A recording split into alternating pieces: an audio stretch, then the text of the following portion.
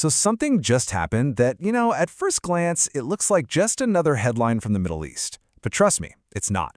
This is something way bigger, way more calculated, and frankly, a lot more dangerous than most people realize. So let's unpack what's really going on here. Okay, so it all kicked off with this one statement. On April 15th, a top Iranian military commander got up and said something that was anything but subtle.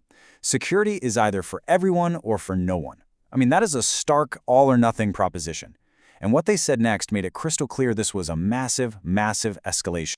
And right away, that gets us to the central puzzle of this whole situation. On one hand, you have Iran making this incredibly bold threat to basically shut down the entire economic engine of the Gulf. And on the other hand, public silence from the United States. And you have to understand, these two things aren't a coincidence. They are deeply, deeply connected. So that's the big question we're going to dig into. What is really going on here?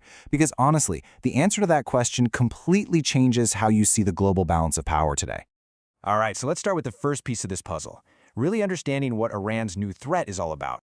For years, whenever this topic came up, the conversation was always about one thing, the Strait of Hormuz. But Iran just blew way past that. This threat isn't about one little choke point anymore. It's about the entire system. And they were specific. This wasn't some vague warning. Oh no, they named names. They called out the economic hearts of America's closest Gulf allies, Dubai, Abu Dhabi, Doha, and then they named Ras Tanura in Saudi Arabia, which is literally the single most critical oil terminal on the planet. The message couldn't be clearer. If this thing escalates, it's going to be everyone's problem. So here's the crucial thing to get. This isn't just a military threat.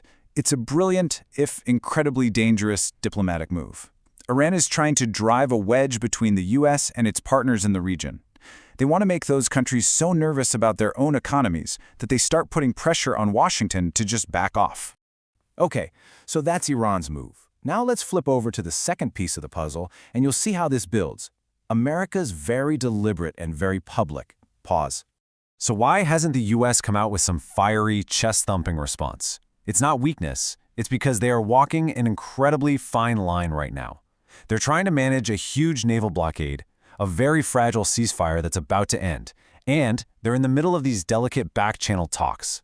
If they make a loud public statement, it could lock both sides into a fight, and that kills any last chance for diplomacy. But here's the huge risk with that quiet strategy. While Washington sees its silence as a way to de-escalate, America's allies in the Gulf, they see it very differently. They hear these direct threats against their cities, they see no public American response, and they start to wonder, hey, is the U.S. really going to have our back? That doubt, that uncertainty, that is exactly what Iran wants to create. And all of this brings us to the third, and honestly, the most important piece of the entire puzzle, the one that makes everything else click into place, the China connection. Just think about it for a second. Iran is under a massive military blockade. They've been absorbing incredible economic pressure. So where on earth does this confidence to escalate even further come from? Well, the answer comes down to this one idea: strategic confidence. Now, this isn't the belief that you can win a war, not necessarily. It's the belief that you can survive whatever the other side throws at you. It's the belief that you can take their best punch and not collapse. And you don't just get that belief from nowhere. The source of that confidence is China. For years, China has been quietly building a whole parallel economic system designed to get around U.S. pressure. It starts with them buying sanctioned Iranian oil, and then they use this so-called dark fleet of tankers that turn off their trackers to move it secretly. Then they pay for it all using their own currency, completely bypassing the U.S. dollar.